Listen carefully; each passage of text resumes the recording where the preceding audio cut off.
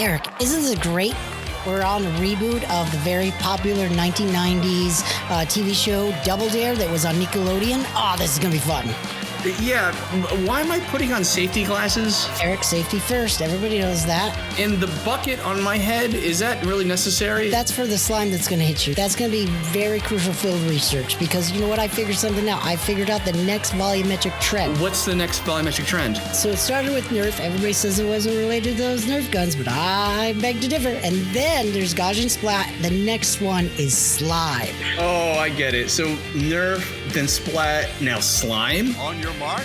The industry's moving so fast. We got to get ahead of it before anybody else gets ahead of it, Eric. Get set. Get ready to be slimed. Well, who am I to argue? I mean, this is science. Go. Oh, here we go. Let's start the podcast.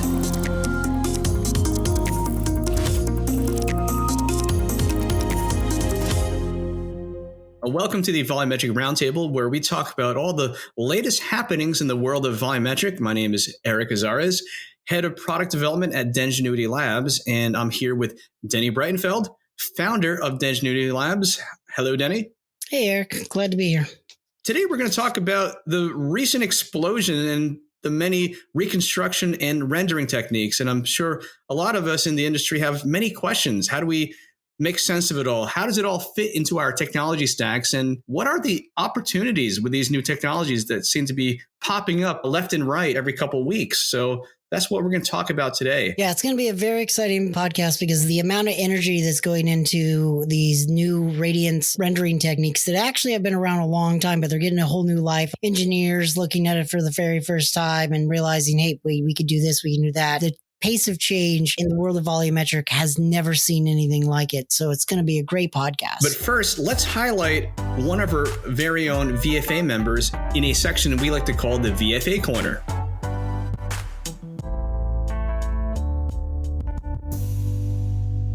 All right, so it is October. It is officially spooky season, and our friends at Arcturus, they have been involved in this VR mystery game called The Seventh Guest. You might like this, Denny. It's a spooky haunted VR game with some mist-like puzzles. You get to interact with some volumetrically captured actors. The release date is October 19th. Yeah, and Eric, you and I sort of grew up in the dawn of the DVD-ROM era and the CD-ROM era for interactive encyclopedias all the way to these amazing games, and both have fond memories of Seventh Guest because it always pushed that technology boundary, but was grounded in a really great game, really great storytelling.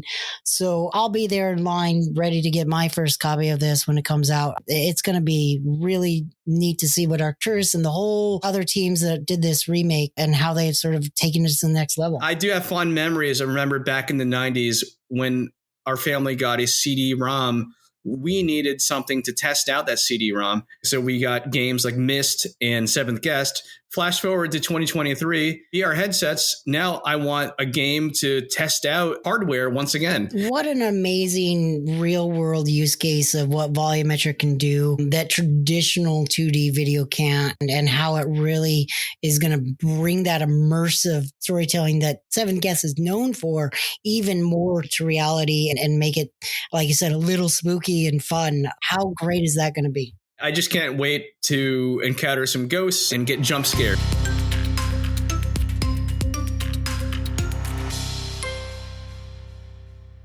When we're talking about the latest and greatest technology when it comes to volumetric, there are all sorts of names associated with it, but really we're talking about radiance fields. That's like the overarching terminology that we can apply to all these different flavors of NerF and Splat and all the other variations of instant NGP. Is that right, Denny? Exactly is. And the reason we're seeing radiance fields sort of become a household name in the world of volumetric, special effects, virtual production is there's been a tremendous amount of advancements on the hardware. We have a podcast about that and then the machine learning side. So even though radiance fields have been around since the late 1990s.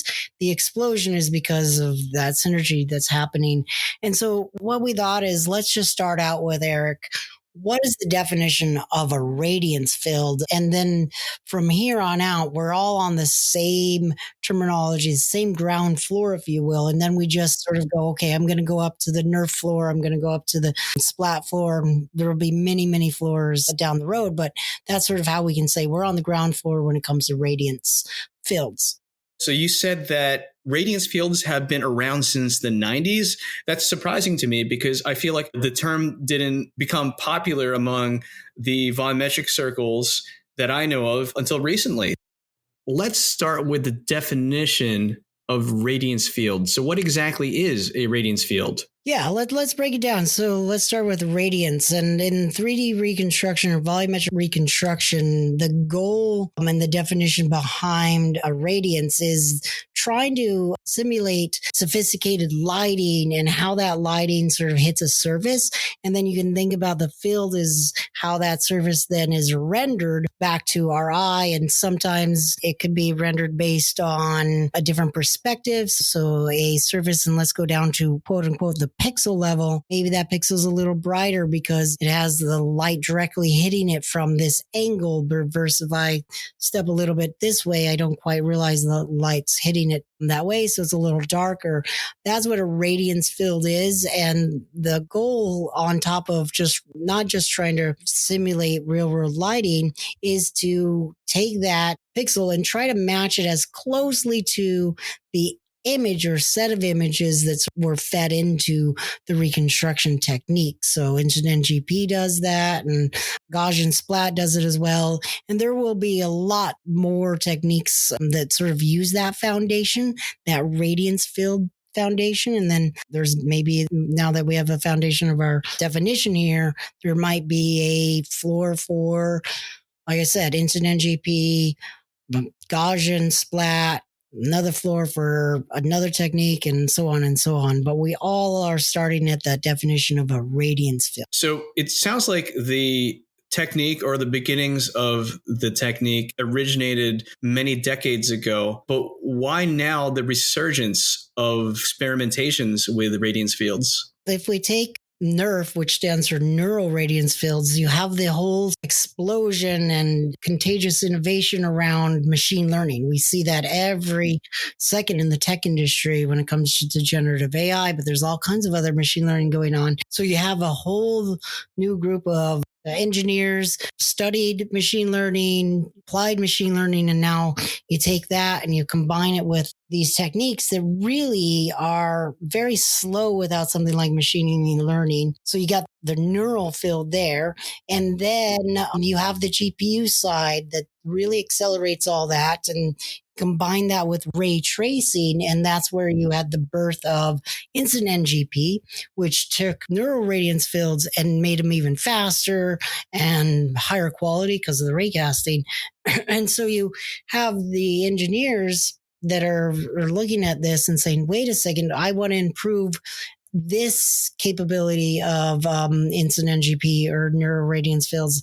And another group says, well, we're going to focus on maybe the anti-aliasing. We're going to focus on the performance of training, the number of cycles you have to use. So now there are over 24 different variations of neural radiance fields, but we're going to see that with Gaussian and the next thing, where as soon as it becomes tangible from an engineer's point of view, sort of rapid development, and then it becomes tangible from a creator's point of view, meaning that like with Gaussian Splat, the training is done up front, so the rendering is a lot lighter, and it can be done, say, in a browser or on an XR headset, and it works easier to integrate with existing game engines like Unreal and Unity.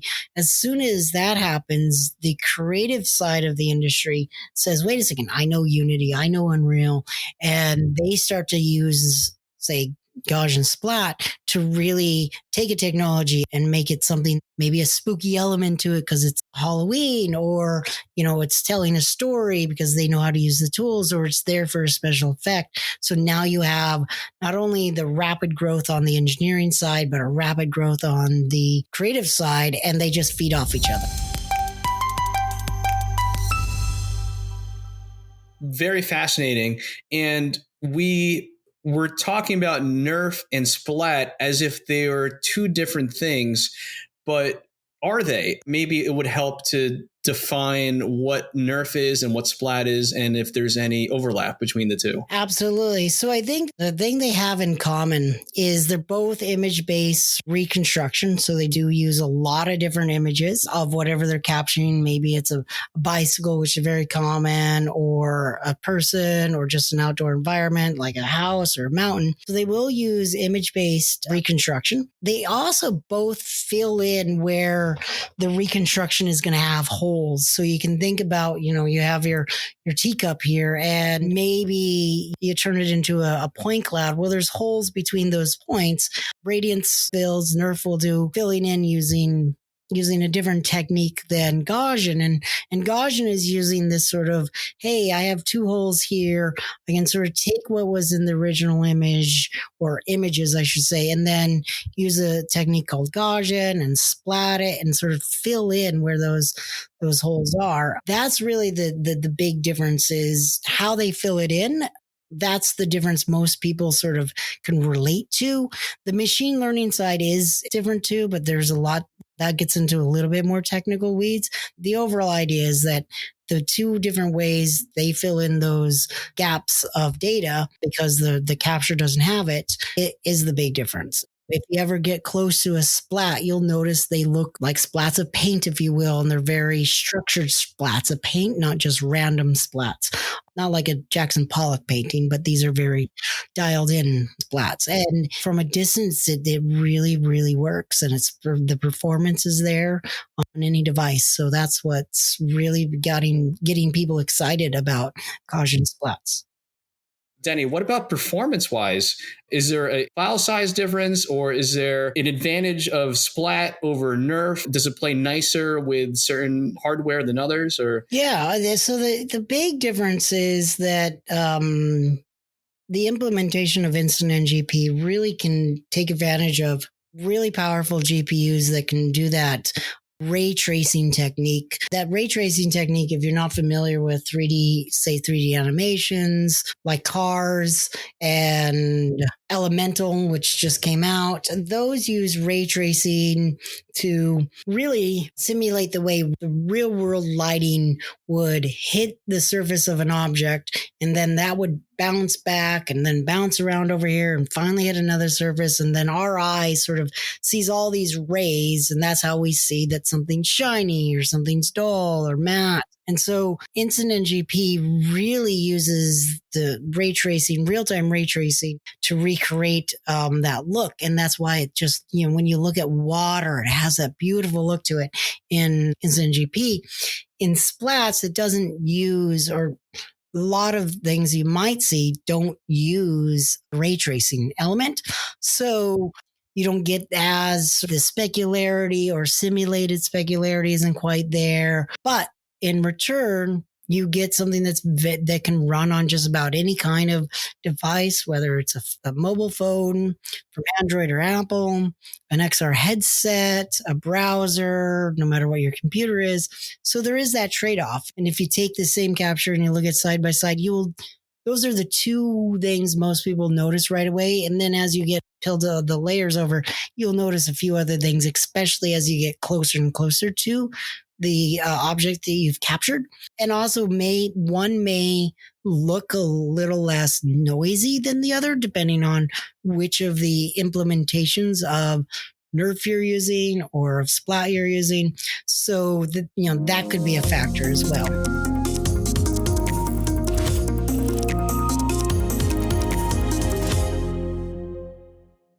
I mean, we have NerF, now we have Splat. What will be next? Will it actually be slime, or do you think it's going to be silly putty? And it kind of reminds me of the Android versions. They had like Lollipop and Kit Kat and Marshmallow. I'm wondering if the volumetric community will follow suit and just come up with these wacky names. Maybe GAC is next. What do you think? Yeah, GAC, liquid sand. I think the one thing that we know about engineers in this field is that they're developing technology that is a very visual medium. So it's not like we're writing a database and nobody ever sees it. This is something visually creative, visually simulating. And I think the engineers out there that are coming up with some of the new technology to do reconstruction, I think we're going to get some fun names because it's just a fun group of engineers, and so I can't wait if it's Liquid Sand or GAC or who knows what it's going to be. So let's say you have a team or company, and how do you know if you should build a new technology stack based on NerF or based on Splat? Or as a third option, should you just wait it out and wait for the next thing to come along in the next couple of months? Like, how do you decide what to choose? If you're in an organization and company that is tasked with sort of saying, how do we productize this? That's going to be very dependent on your organization. What is the roadmap as far as like timeline? Is this something that you need out in 6 months? Is this something you can take a year doing?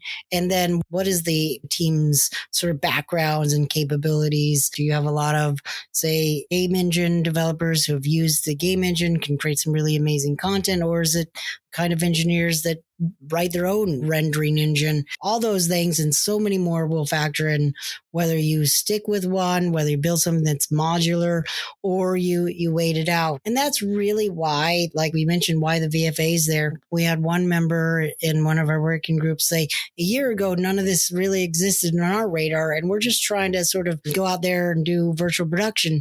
How do we stay on top of this? And that's why the VFA is there, to help provide experiences for those who are sort of saying, hey, we're going to dip our toe into the next thing, and here's what we're seeing. Or, hey, let's put together a working group around identifying, 15 different variations and the pros and cons, and then the members could learn from that. They can be published. So the VFA is right now looking at the reconstruction side of volumetric and point of view that, hey, we need to work together, be a community, and also let's identify some use cases for some of this tech, right? We talked about the browser, we talked about XR. Well, what are the use cases that this tech actually can be sort of materialized or implemented in a way that could maybe enhance a special effect or become a product or become part of a product? So we're really taking it from an understanding of the technologies, but then how do these relate to use case? So now's a great time to join the VFA. This episode of Volumetric Roundtable is produced by Dingenuity Labs, brought to you by the Volumetric Format Association. The VFA is a global professional community. We work together to drive our technology forward through best practices, standards, and collaboration. So if you'd like to join the VFA, go to volumetricformat.org/join to learn more about membership options. We even have a community membership tier, and it's absolutely free to join. My name is Eric Azares. This has been the Volumetric Roundtable. Thanks for listening, and see you next time.